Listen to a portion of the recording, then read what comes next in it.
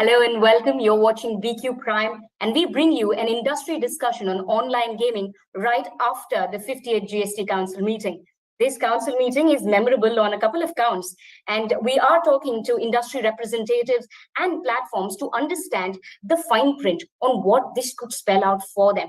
Now, we approached this council meeting with two questions. What would be the rate of tax? What would be the mechanism of levy? And we've got a very clear answer on two of them. It would be a 28% on all three events, which is online gaming, horse racing, and casinos. And this will be applicable on full face value, the full betting value. While these two questions have been answered, has this been a satisfactory response? To find out more on this, I'm being joined by Mr. Bhavin Pandya, who is the CEO and co-founder of Games24. And I'm also being joined by Mr. Roland who is the CEO for the All India Gaming Federation. Very good evening to you, gentlemen, and thank you so very much for joining me today. Good evening, gentlemen. Good evening. I think at the outset, like I had mentioned, we've gotten answers, but has this been the answer that the industry is looking for? I want to begin with Mr. Pandya, as a platform, quick reaction, if you could, in a word or a sentence perhaps, what has been your feedback to what you've heard today from the council meeting? Very disappointing, in two words, very and disappointing. But it has been surprising to hear this. We are very distressed that this was the eventual outcome that came out, that was shared with us today. This despite us reaching out to the government, the bureaucracy, everyone who was involved in this matter, to educate them, inform them about what international practices are, what is happening right now in India, what would be the right way forward that would help the industry grow and thrive, but also maximize tax revenue for the government. But unfortunately, it has not played out like we would have hoped, to be honest with you. Right.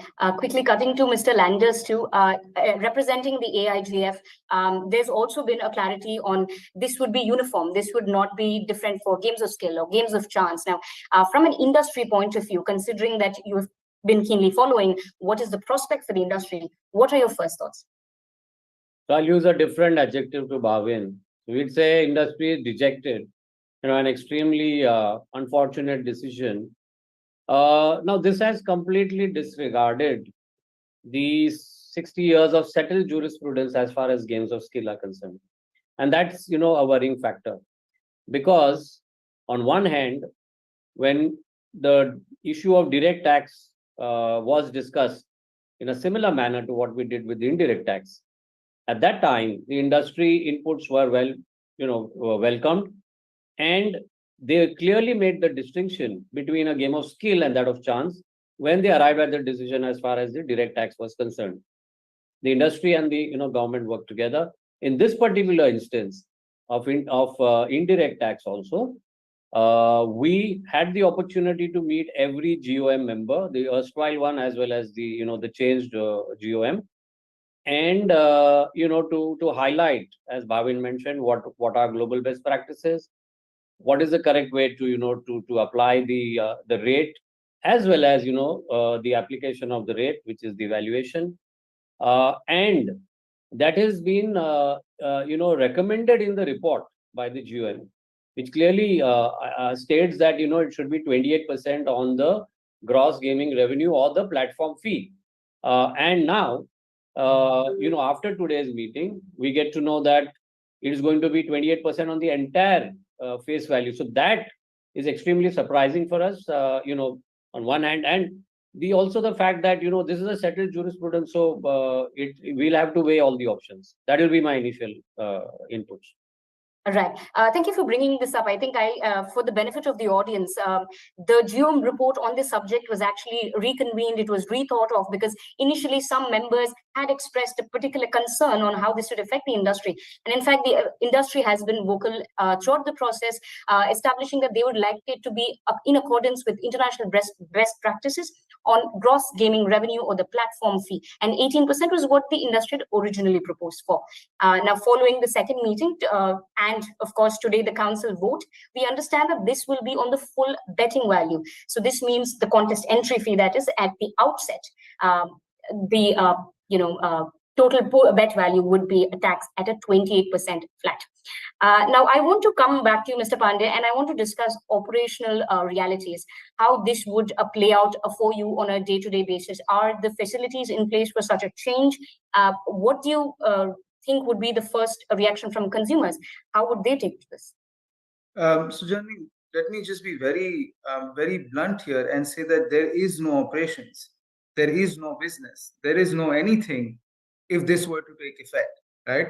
As much as the government and others believe that companies will always find a way to pivot, and they will. Maybe companies will do something else. Maybe they'll have other business models that they will evaluate. But under the current modus operandi,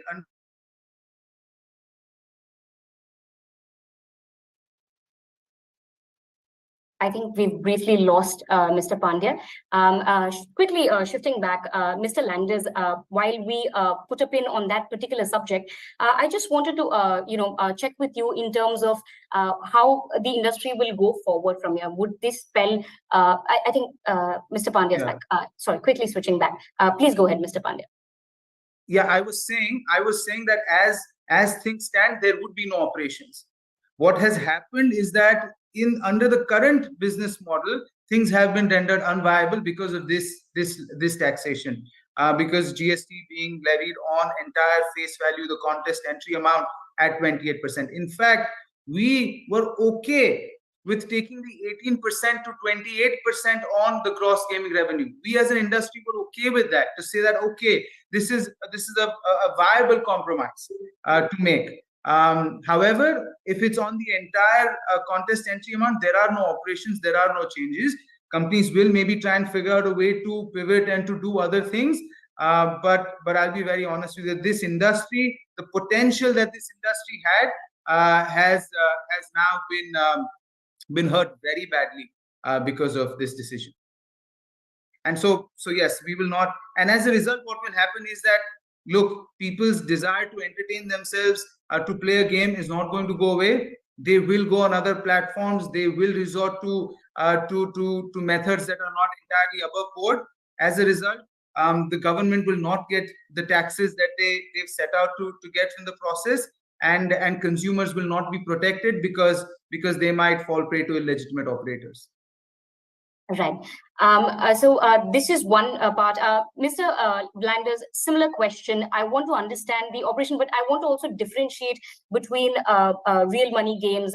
We want to also get in a perspective on fantasy games and what could be the impact to them in particular. Just your thoughts on that.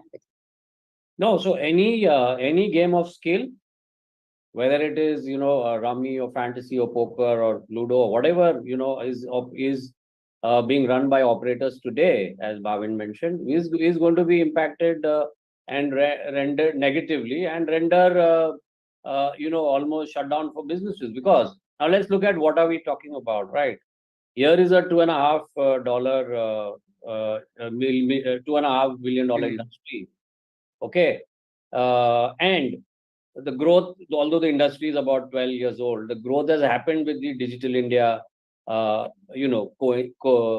coincidence now, and out of these 950 odd companies, about 80% are the startups, right? The MSMEs. Now, all of these people are, young, bright engineers coming out of the IITs and, turning entrepreneurs, coming out with innovative products. And here you come up with a decision that on one hand, there is a vision of this $1 trillion digital economy, which is being adequately supported by the online gaming industry in India. But with this decision, now what happens is, and look at the ecosystem, right? You have the game developers at the beginning, then you have the gaming platforms like the one Bhavin runs, and then you have, the entire consumers who play on these platforms. Every one of these stakeholders is going to be impacted, right? At the game developer side, these companies will not invest heavily into, when you have a taxation regime like this. From the consumer side, the ability to win on a game is extremely compromised. And per force, they would have to move to offshore gaming companies. That's a battle that, personally, me and the AG have been fighting for the last 8 years, and bringing it to the notice. You've seen the advisories that have come regarding the ads of these offshore guys. So, reduced to a large degree, but now they are going to get the entire, traction is going to move there. So who is going to be benefited? And coming to the startups and the gaming community of 950 company, obviously they're going to shut shop. So where is the issue of getting more tax? It is actually detrimental and contrary to what they believe. So this, I think, is needs to be taken into consideration. Right. So on the next step, so if one were to argue, now I want to introduce the thought that the GST Council unanimously agreed on this. There have been multiple deliberations on the subject, and in the past we have noticed that policymakers have even registered a difference in opinion if there were in the case of lotteries that we had seen earlier. So this passed unanimously. So there is some policy thinking behind this. Whether it is being translated is a different question. But going forward, my question to you is on the sense of how this would play out legally and what implications do you see from that? Because by the time this is made operational, or how this would go forward, that still we have to await the circular and we'll see for that. So your quick thoughts on that first, Mr. Pandya, and then Mr. Landers. So what we've been made to understand, and this is what we are evaluating as we speak. The teams are working in the background to figure out next steps and what needs to be done.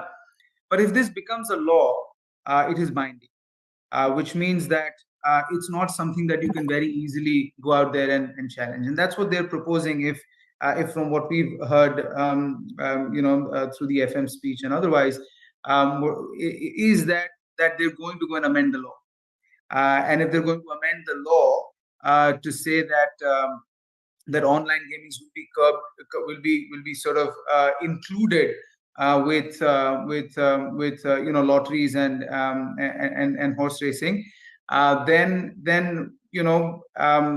that's a law that you're going to abide by. So right now we don't, just happened a few hours ago. So we're also trying to get our thoughts together, get our action plan together to make sure that we're at least reaching out to the right folks once again, and letting them know that what has happened here has left the industry dejected, and that if there is anything that can be done to salvage it, that would be a welcome change. Okay. Same question to Mr. Landers. I understand Mr. Pandya was talking about his particular platform, but how do you see this playing out now, legally and otherwise? So obviously the industry is, together and unanimous on this front. We have been through this entire, GST and TDS process as well. And what's disappointing actually is that, when so much progress has been made, okay, and we've seen in this last 1 year, the support that we've been getting from the central government in terms of starting with the, the IMTF, and then having a nodal ministry for the industry itself through the Ministry of IT and Electronics, and the entire support that they've given to us till the moment now as we speak, where the mechanism of self-regulation that we were following, that AIJF and its members and everybody industry was following, is supported and given the ability to do it now under the ambit of the of the SRB and the MeitY. Now this this completely changes the paradigm, right? And not only so you look at all these platforms and all these games that were supposed to be self-regulated through the this SRB mechanism. Now with so many of these businesses being rendered non-operational, non-functional because of this taxation regime, it's going to change a lot of things. But as next steps, obviously one would have to see. There was mention in the press conference about an amendment. We have to see when that comes into force. Obviously, then only one can undertake certain measures, constitutional measures. And as I said at the outset, the industry will have to evaluate and weigh all our options and proceed accordingly. Till that time, however, I feel it would be status quo. But we would use that time to to reinforce that if the vision is to support an industry that is contributing to this vision of a $1 trillion digital economy, then that needs to be nurtured and supported as we've been experiencing till now. I want to reiterate that fact from the MeitY and the central government, and then another ministry takes a decision like this, which is going to set us back many years, at least Just 5-7 years. just to quantify what Roland is saying, right? And I think this is important to put out there, which is that by making this change, the government is increasing the tax rate, effective tax rate, by 1,100%. Right? That number is huge. It's not by 10%, 20%, 30%, it's by 1,100%.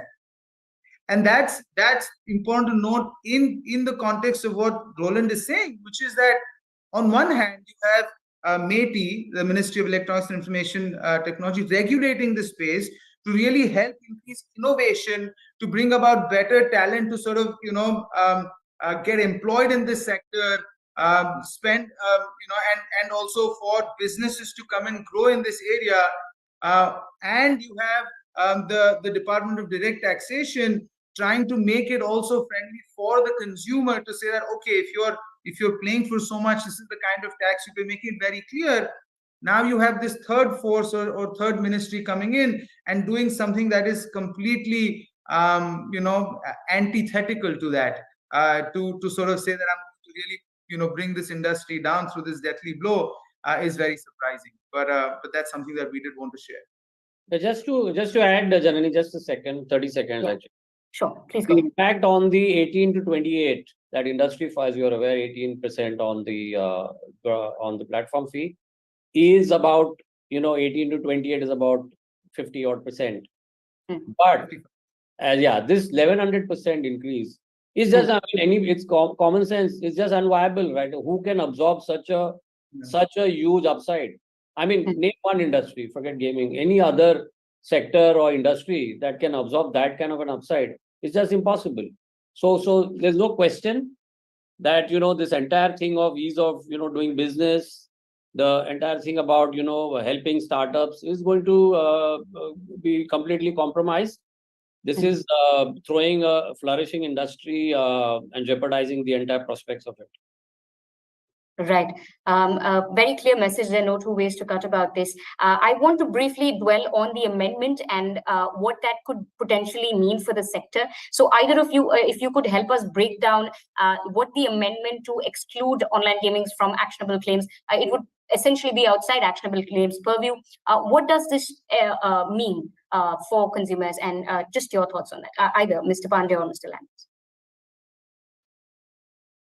Yeah, so as I said, the entire ecosystem is going to be impacted negatively. I don't know, about the amendment. We will wait and see, when this comes into force.